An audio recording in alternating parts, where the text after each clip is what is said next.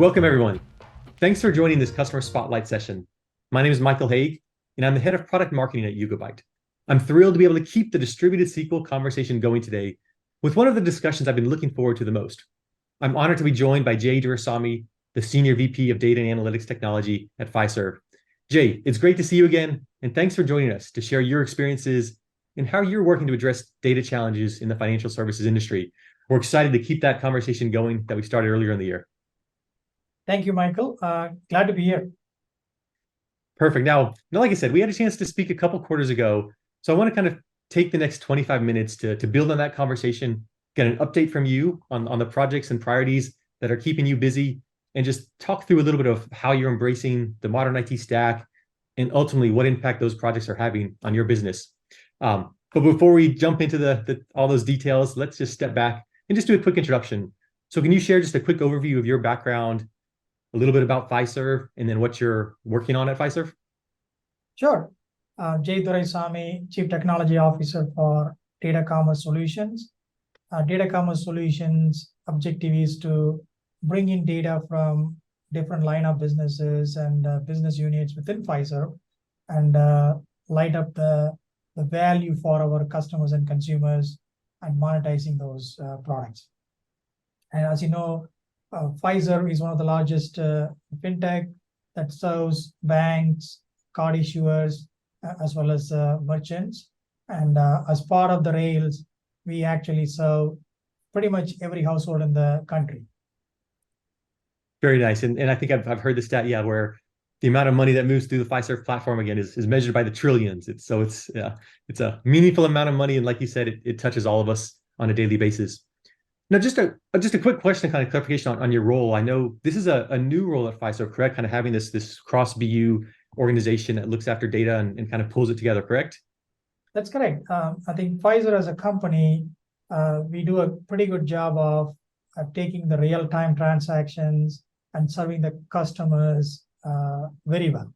And as part of the rails, we collect a lot of these data, and we typically serve the same customers through data warehousing and other data-oriented applications, but we never actually took advantage of bringing the data together and building a data platform, linking the consumers and businesses and monetizing on top of it, and help our businesses as well as the merchants and ultimately the consumers like you and me, how they can benefit out of this data.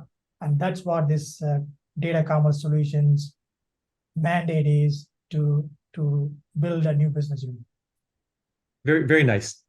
And so over kind of thinking through what you've been working on over the past few quarters, can you maybe just talk us through, are there some specific applications that are top of mind? What are some of those priorities that have been key to you as you think through modernizing the data, pulling all this data together, and again, providing out these services both externally and internally to your stakeholders?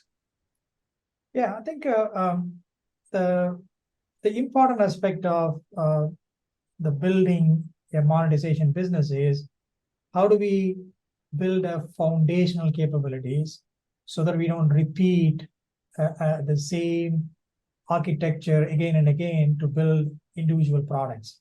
And traditionally, when you are starting a data project or an initiative, you go to the source system, you fetch the data, build an ETL process, and then specifically build a product, and then you repeat and rinse.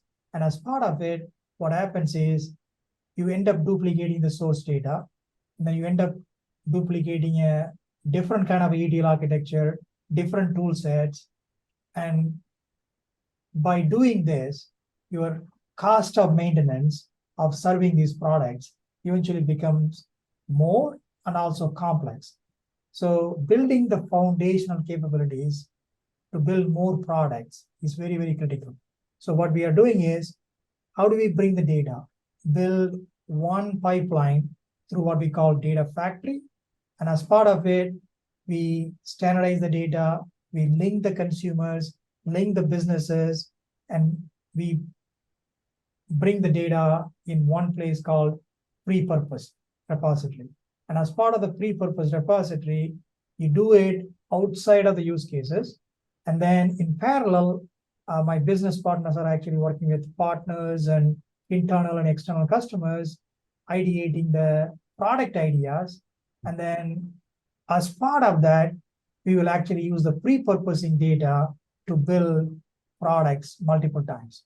So you have the effect of building this factory once, link it once, but the multiplier effect comes from the product aspect of it. Very nice. And as you think about that data factory, which it seems to be something that, again, we're hearing more and more enterprises start to look at, again, how do they harness that power of the data, get it in that central location.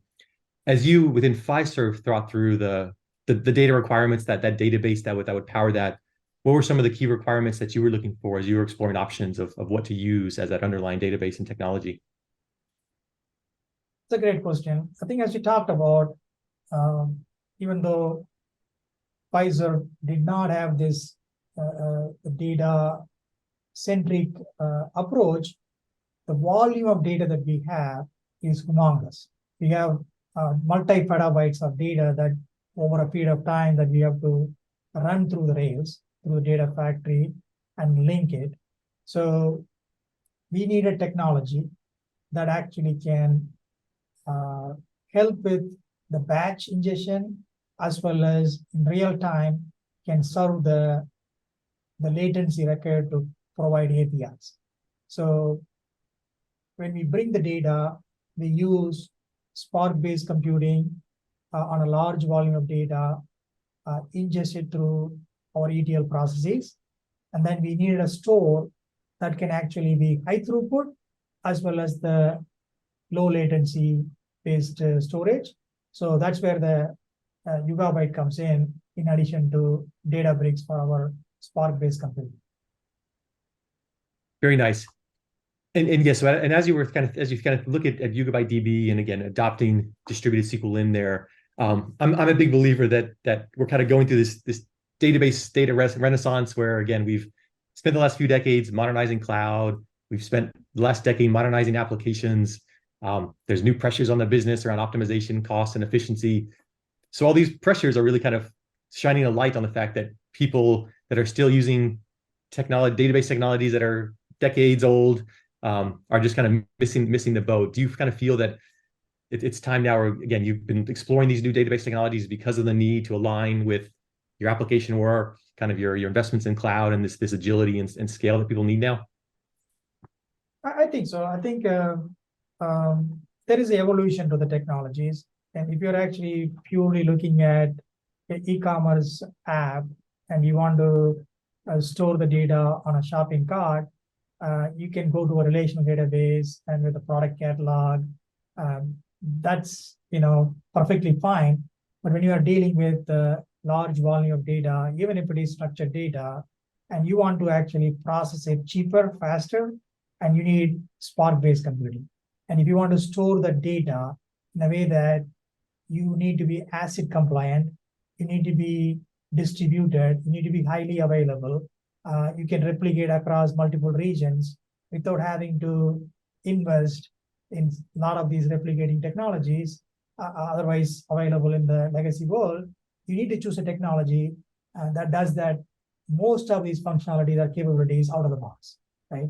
Otherwise, you end up building that infrastructure, not really building the value for our internal and external customers. I think the focus should be on how do we actually maximize providing value to our product partners and business customers and external customers. How do we actually focus on writing business logic as opposed to building infrastructure? Right? That's what that's the main driver of the technology decision should be. But that's the philosophy in which we are actually putting together architecture. Nice. And I know one of the priorities that Fiserv, and you probably say this at most companies today have is that focus on innovation and how do you again drive that productivity of the developer? How do you again minimize some of the things that they have to do, all the pieces that they have to architect and work around, let them focus on value-added things and helping the customers, the business, and leaving the rest to automation and kind of tools that are meant to do it. So it sounds like that's kind of was a big motivation for distributed SQL and driving some powerful results for you, which is great to hear.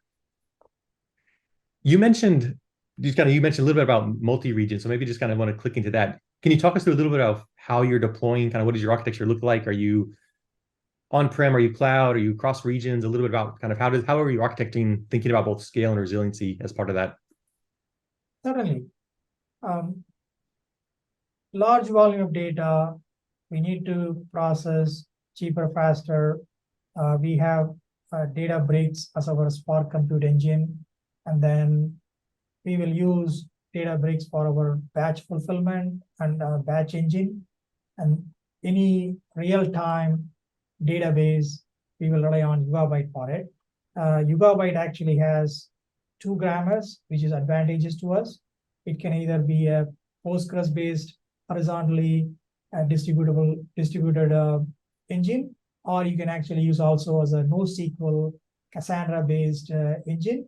So when we need a time series data, when we want to focus on large volume of NoSQL-based workload, we will actually use that workload.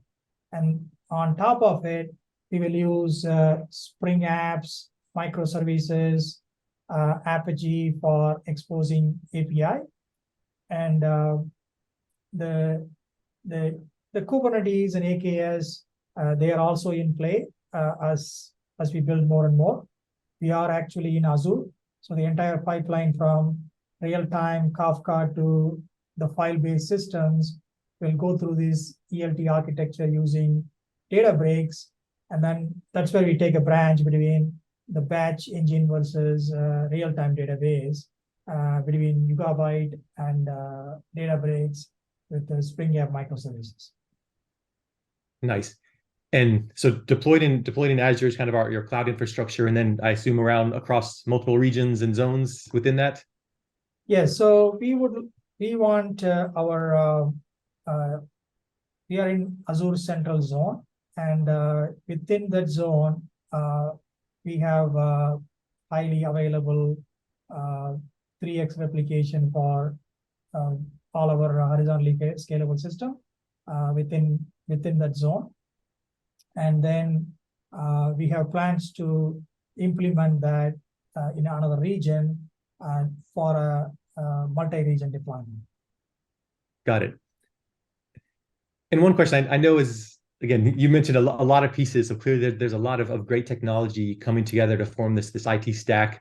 I know that these modernization efforts it's rarely a straight line. It's kind of a curvy line where you adjust and handle things as they come up. Any specific kind of any unexpected challenges or roadblocks as you've kind of gone through this path of building this architecture that you've hit or have had to kind of specifically overcome to kind of reach the goals you want to? Yeah, certainly I can think about a couple of things. I think every one of these technologies are great technologies, but when you're putting them together in an enterprise ecosystem within the walls of the Fiserv security and networking, that always is a lot of things to be considered, right? We want to be secure, we want to be protected, we want to make sure that the services are actually in compliant with the Fiserv standard. The images are actually blessed within our centralized department. In addition to that, we also want to make sure that the services are secure and automated, and that way we are actually taking the full advantage of the cloud.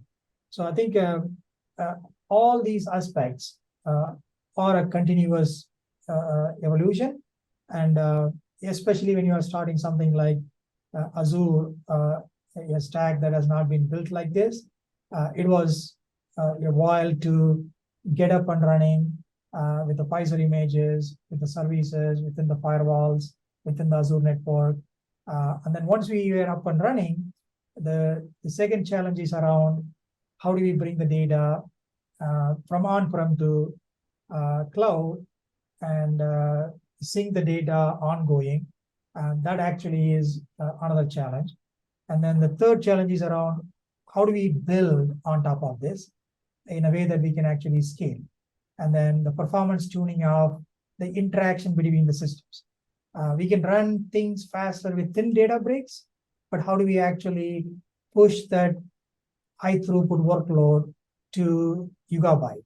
How do we actually store that in our ADLS Gen 2 so we can actually build a batch engine or eventually push it to Delta Lake, right? So all these things, the ecosystem around how they actually talk to each other is very, very important as well. So we had to go through a few iterations of POCs to make sure they all tie together, they perform good.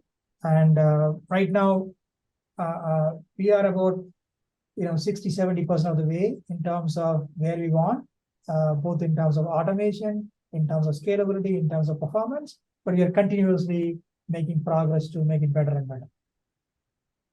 Very nice, and yeah, it's definitely an ongoing challenge, and it's funny to see is again these are all great technologies, and it seems like again everybody's environment is different, everyone has different requirements on again.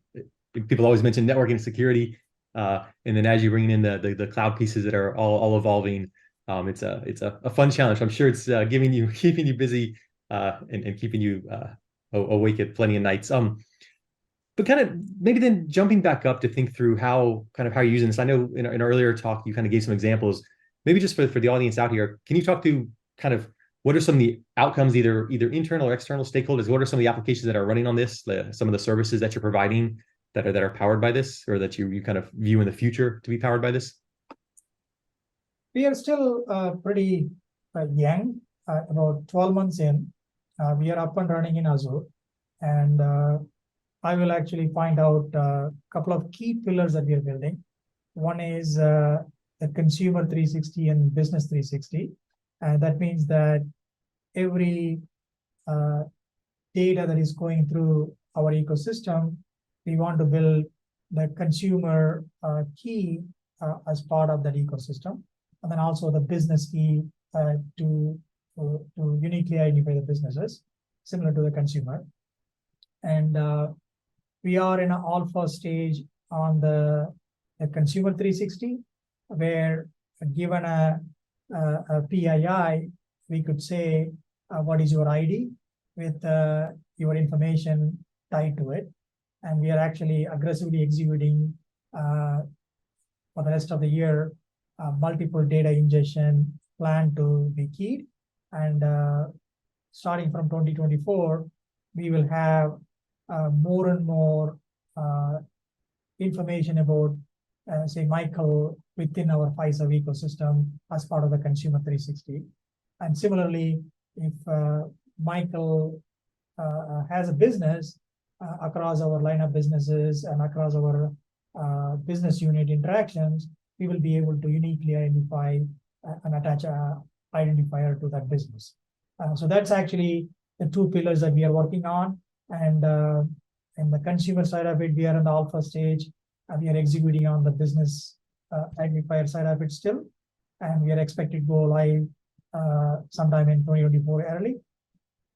And then with respect to the business outcomes, using these pillars, we are actually building opportunities that are going to serve our internal customers as well as the external customers. To give one example, we have a partner came to us to understand more about the businesses and the merchants we serve. That in the traditional credit reporting system, if you are a business, unless you get a loan or unless you apply for a loan, there's no credit reporting on the business side of it. So often the business owners end up using their personal credit as a guarantee to get a loan. But in our ecosystem, if you are a merchant and if you start using our Clover or our as part of our acquiring, the day one that you open the business, the transactions are flowing through our ecosystem.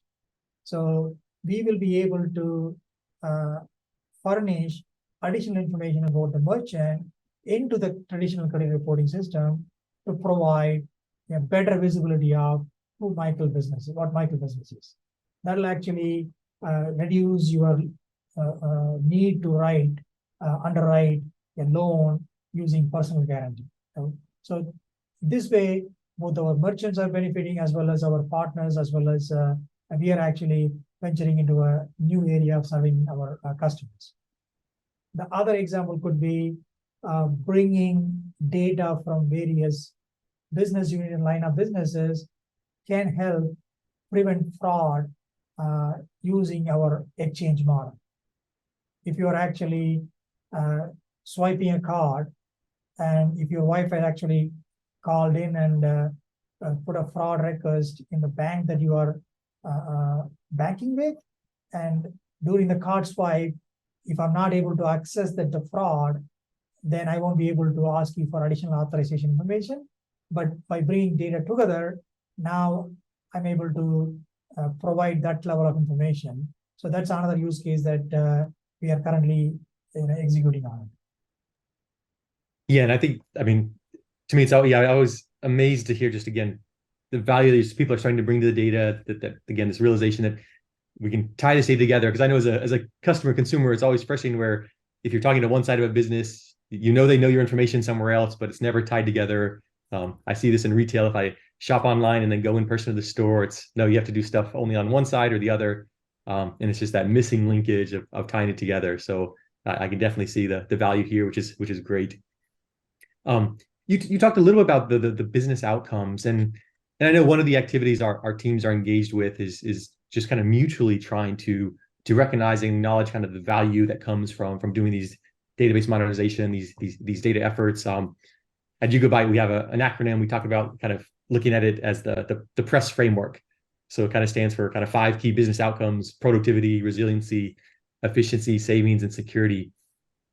I think, Jay, you've been kind of part of those conversations. Just curious, are there any specific kind of business outcomes that are really top of mind for you, or any specific metrics that you're looking at to kind of help your teams measure the outcome and the impact that this work is having?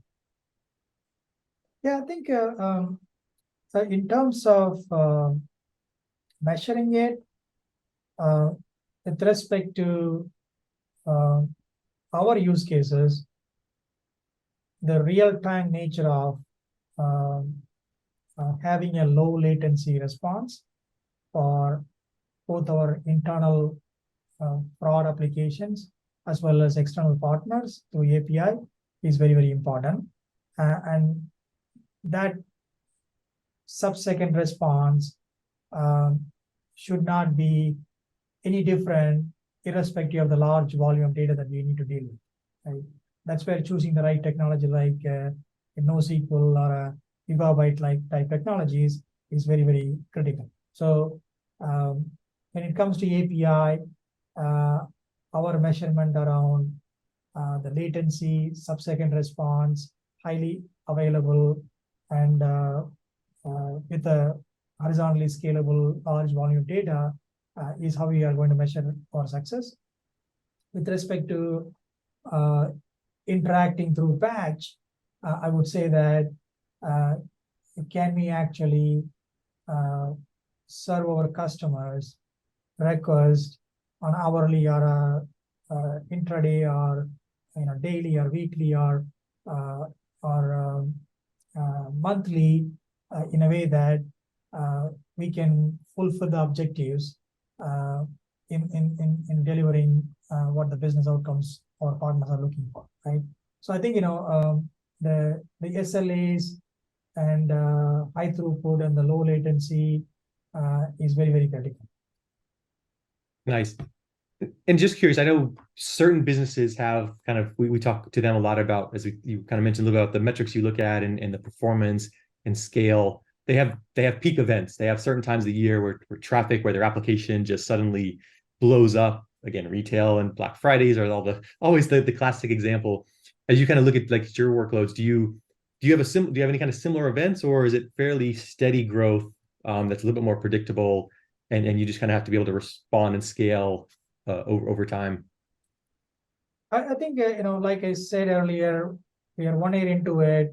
We have not really anticipated those things yet, but as you know that the business is not standardized, right? And the interactions are not predetermined, and we already have through the main rails there are peaks and lows in terms of transaction volumes, in terms of when the users are interacting with our systems.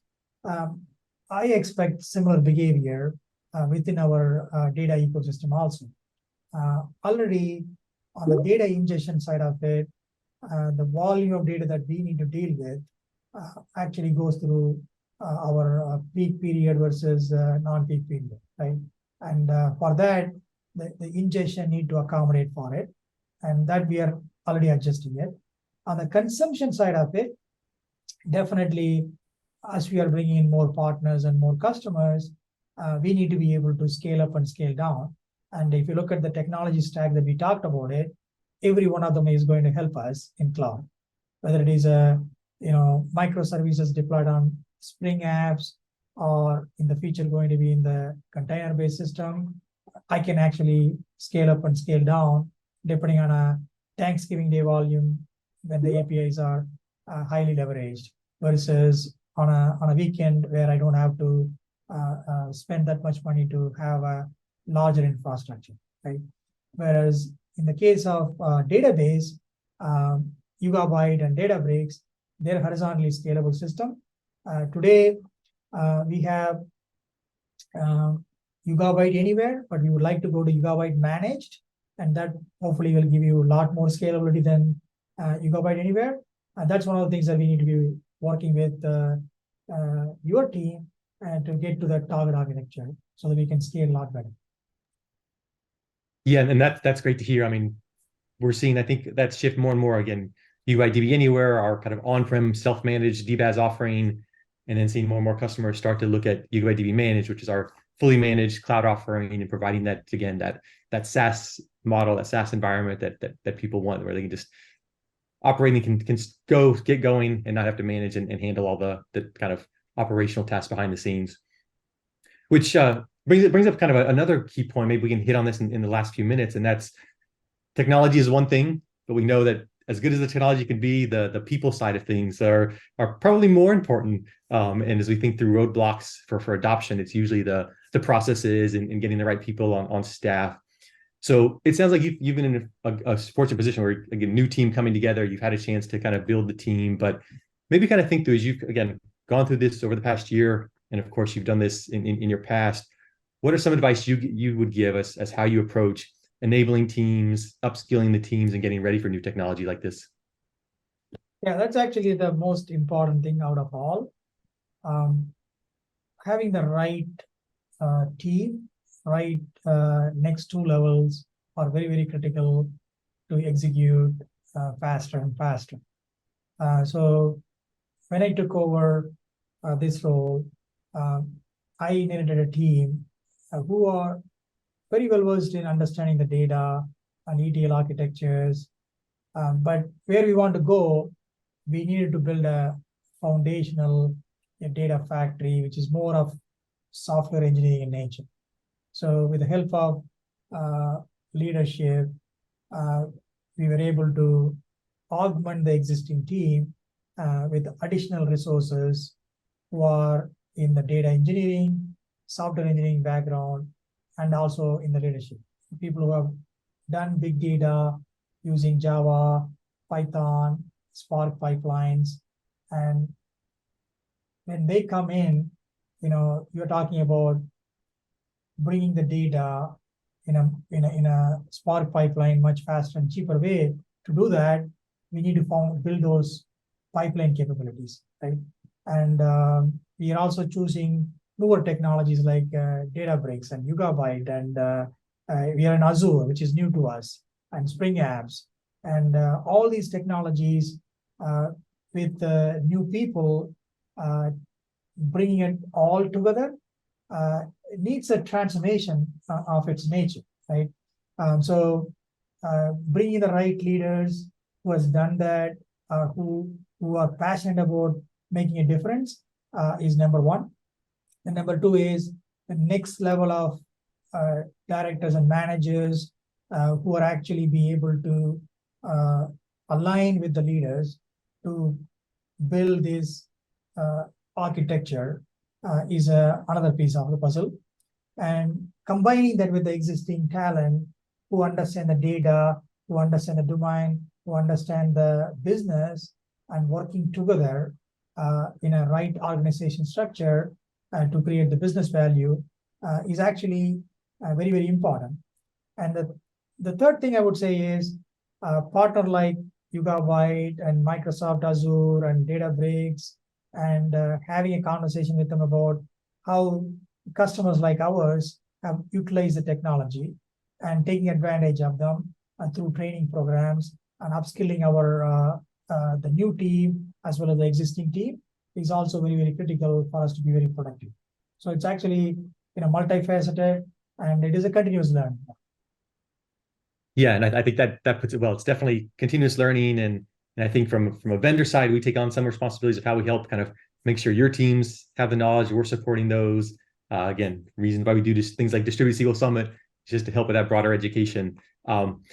And with that, Jay, I know we could keep on going, but I want to be respectful of your time. I'm conscious of the fact that we're running out of our time slot here at DSS today. So a huge thank you for joining us again. These insights are always valuable, just to get that real world perspective on how you're using Distributed SQL, what's motivating kind of your change in the database landscape, and then kind of your insights of where you see this going in the future. So thank you for joining us today, Jay. Really appreciate it. Thank you, Michael, for having me. Enjoy the conversation. Absolutely. And to everyone out there, engage with us on the chat. Feel free to throw in any questions you have. We're here to help. Thanks for joining Jay and I today, and enjoy the rest of Distributed SQL Summit.